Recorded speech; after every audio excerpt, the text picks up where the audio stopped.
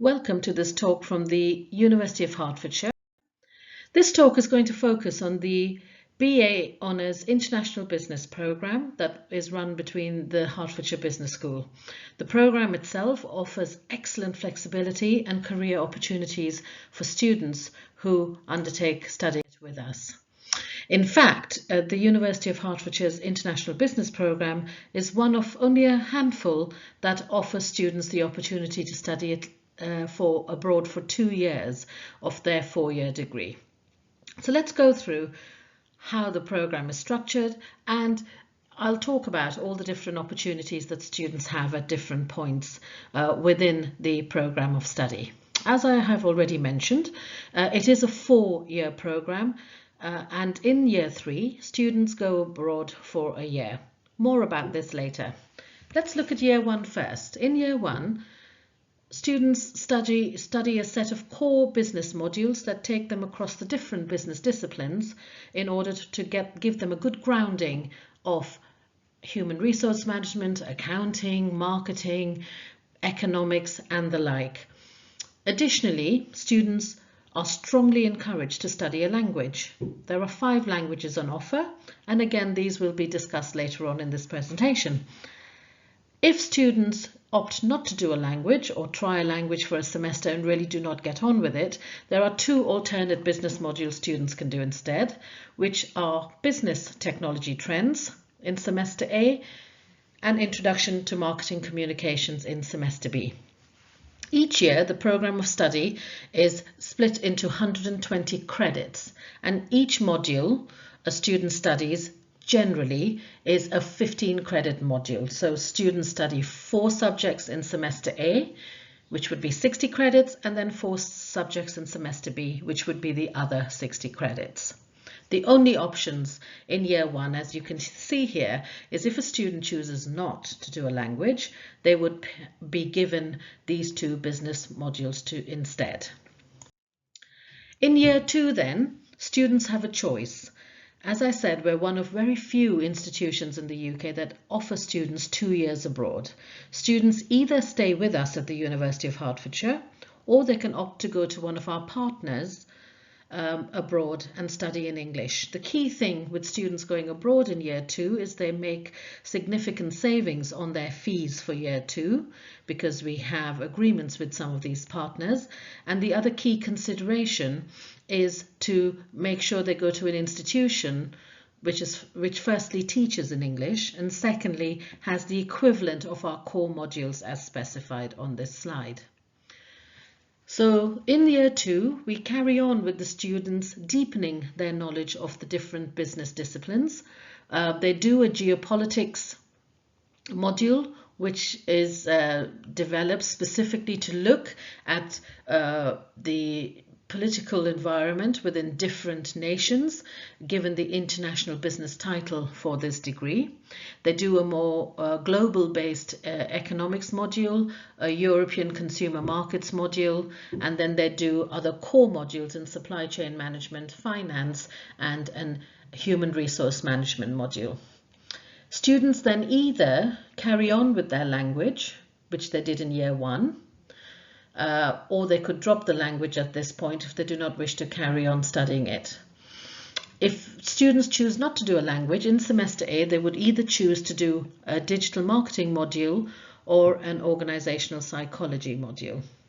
And in semester B, all students, if they're not doing a language, would only have the option to do project planning and control, which is a good module for business students because it teaches the principles of project management. Students all go away in year 3 to study abroad, and we'll talk a little bit about that in a few minutes.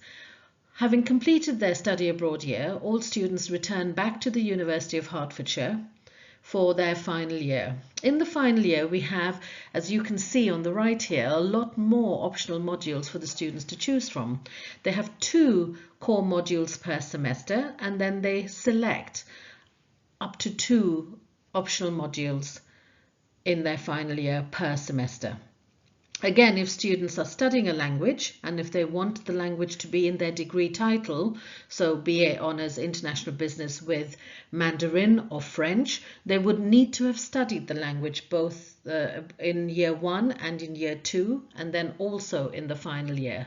So those students will carry on studying their language, and if not, you have a choice as one of their options, and then they would choose one of the other optional modules. The only double module here, i.e. one that is 30 credits instead of 15 credits, is the dissertation. A dissertation for these students is not mandatory.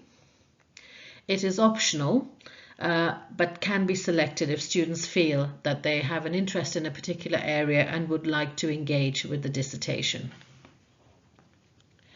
By the final year, the choices available to the students allow them to shape the type of modules they do in order to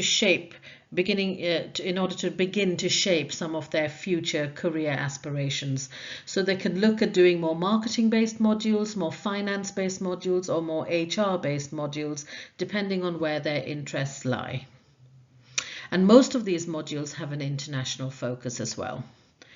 So, to summarize then, the International Business Programme at the University of Hertfordshire is EPAS accredited. It's one of a handful of universities across the world that has this EPAS accreditation, which means we need to comply with all the EPAS regulations and the international nature of the programme and the opportunities for students to maintain this accreditation. And you can read up more about that on the web. All students, as I have already said, in year 1 stay at the University of Hertfordshire. In year 2, students can either be at the University of Hertfordshire or they can go abroad. The key thing with going abroad in year 2, as I've already mentioned, is they must be able to match their modules, the core modules we have, with the core modules within a partner institution.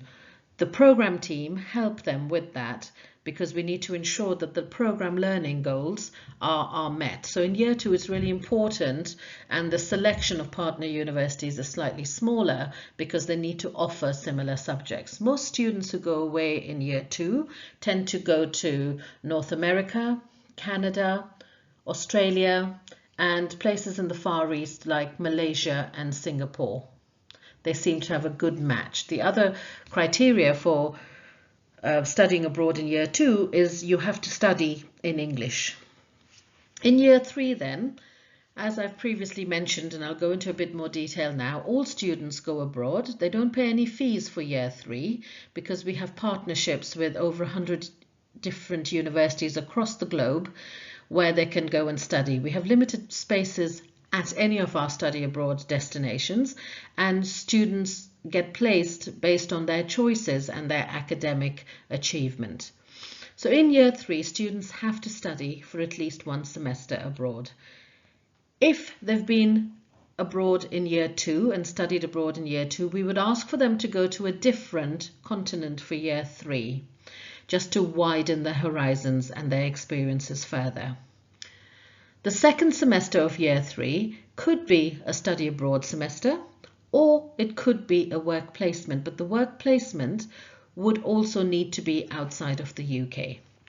And final year, all students come back to the University of Hertfordshire to complete their studies. So study abroad partners keep being added. We have study abroad partners in 43 countries around the globe. The destinations where students can go on the BA International Business Programme within the University of Hertfordshire are listed on this slide. As you can see, there's a vast array of countries within Europe, North America, South America, Africa, Southeast Asia, and in Australia. And this is continuously growing with new arrangements and agreements being made. But students really have a broad choice of where they want to go. As I said, the choices are a little bit more limited if they go abroad in year 2 because we require a match of modules. However, in year 3, when students go and study abroad, they are required to do business modules, but can also choose modules of interest to them outside of the business spectrum. And there's no matching required as long as they're doing the right level number of credits that we require. They can almost choose subjects that interest them from within business as well as outside business. This slide is simply showing some of the locations where our students have studied. The two colours are simply indicating students who've gone away for year 2, which is also known as level 5, and those students and where they've gone in their placement or year 3 of the program. As you can see, Japan is quite popular, and more recently, since these stats were gathered, South Korea is also a popular destination for year 3, where students really want to explore a different culture completely. These slides are just giving you an indication. You can see the dots, and that indicates where our students were based. We recently in January met with our final year students for an event and got them to put dots on a map based on where they had studied abroad. Furthermore, this is giving you a worldwide view. The first map was Europe, showing you different parts of the world where our students have studied recently. Some pictures of their experiences.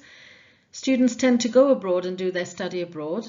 When they're in year 3, when they study abroad, and in year 2, really, it is them passing the modules and getting the credits that is important, not the actual mark that they get, because we're looking for them to just get the credits. We don't use those marks in the calculation of their degrees when they come back. Just their final year, if they went away for year 2, would count towards their degree classification. So students find it really enjoyable to focus on their studies, but then make travel plans in between when they have breaks with the variety of people they've met, and to explore the countries where they are studying. So these are just some pictures of students based on some of their travels. Some comments before we finish off from international business students. And in general, you will notice that most of these comments that the students have made lend themselves and kind of are geared towards the students coming out of their comfort zones, students being able to really appreciate different cultures, students becoming more independent, and students becoming more confident and making global friends and contacts. So as you can see, the program really allows the flexibility and versatility for students to really do what they'd like to do, as long as they do it within the framework that we've provided. So as I've already said, we're one of a very few handful of universities in the United Kingdom that offer students to study 2 years abroad. In year 3, students can either stick to the same country, or they can go to different countries to study and work, or just study in 2 different countries. And just a couple of final pointers. In the National Student Survey in 2019, that's the latest survey that was published, this course had 100% student satisfaction, which indicates from the students that are completing their satisfaction rate, I guess, with the program, the facilities, the learning opportunities, the teaching and learning, and the pastoral support that they get on the program. So let's come back to languages. As I said, when we talked about year 1 of the program, we strongly recommend students do a language. We have 5 languages students can choose from: French, German, Spanish, Mandarin, and Japanese, and all of these languages can be done at a beginner level. However, if a student's done GCSE level, French or Spanish or any of those languages, or A level, they can come in at different levels. We've got basically 3 levels of classes, from absolute beginner, intermediate, and advanced, and that goes from year 1 to year 2 and then to the final year, year 4. We only have provision to take A-level students with languages in Spanish and French. So if you have a German A-level, for example, you wouldn't be able to carry on learning German. It would be a really good opportunity to pick up a different language that you can start at a beginner level. As I stipulated when we talked about the first year modules, students who don't choose to do a language are given alternate business modules to take instead. The importance of studying a language is really encouraged and communicated to students right from the beginning. This is because it can really help with employability and can really shape the destination student travel to and how much more they can get out of it by speaking a language and practicing the language where they might choose to go and study. Some students also in year 3 opt to study a module or two in a language. So last year, a student who graduated last year went away in year 3 and spent the year in Uruguay. She was also learning Spanish and opted to take a couple of modules in Spanish to really deepen her understanding and her level of Spanish in terms of learning in it and writing assessments in it and exams in it, which really takes your language skills to a different level. So students have that opportunity in year 3 as well. There's a lot of research that's been conducted which links positively to outcomes for students, i.e. the percentage of students that get good degrees, which is an upper second class or a first class degree, has been positively linked to outward mobility programs. We call outward mobility programs where students have the opportunity to go and study abroad or do placements abroad. In this course, it is mandatory to go away for year 3, so all students gain outward mobility. However, if a student starts on this course and later down the line, due to personal circumstances, wishes not to go abroad, they would not be able to carry on international business, but we've got a progression route into our general business degrees. So students would be able to complete in 3 years should they want to, because of a change of circumstances. In terms of fees and finance, the normal home fees apply or international fees apply for students who study while they're at the University of Hertfordshire. For home and currently EU students, if they go abroad for year 2 of their program, where we said they have to match their core modules, they currently save on their fees, only paying a small set of the standard 9,000 plus fees for home students. No fees are payable in year 3 of the program. Obviously, although there's no fees payable and only a small subset payable if students go away in year 2, the student will incur costs for living costs, travel costs, and the like. And the student loan company and student finance do provide enhanced loans for study abroad periods, and there's also a scheme where you can get a rebate on long haul flights, etc., after you pay the first £300+. All of this is explained on the student finance website. Currently, we are part of the Erasmus Plus, and this is funding that's available to students who go and study at one of our Erasmus partners, and they also get some funding if they're doing work placements in Europe. This is a grant that students get, and currently it is secured for UK universities and students for 2020-21. But going forward, we are not sure what this will look like and whether it will still exist, and this will all depend on the Brexit negotiations which are underway at the moment. So let's come back to the support that we provide to students. As I mentioned previously, in the recent National Student Survey, we got 100% student satisfaction for this program. This is partly attributed to the support that students get from the program team and other colleagues within the university and from partner universities to make sure that they are feeling secure and have somebody who can answer their queries when needed.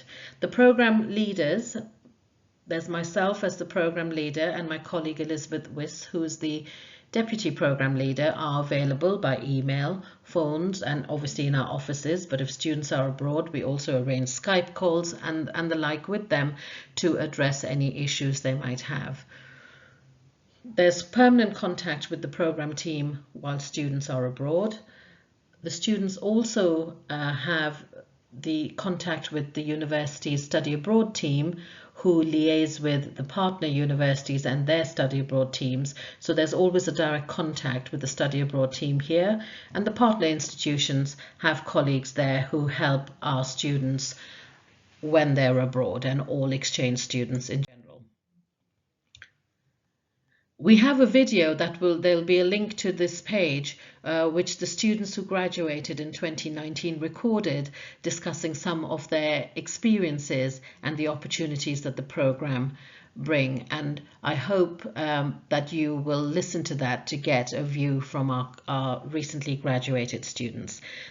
These are my details, my email address and Elizabeth's email address. Should you need to contact us for any further information, we'd be more than happy to help, give you a call and have a conversation to discuss the course further. Thank you very much for listening to us.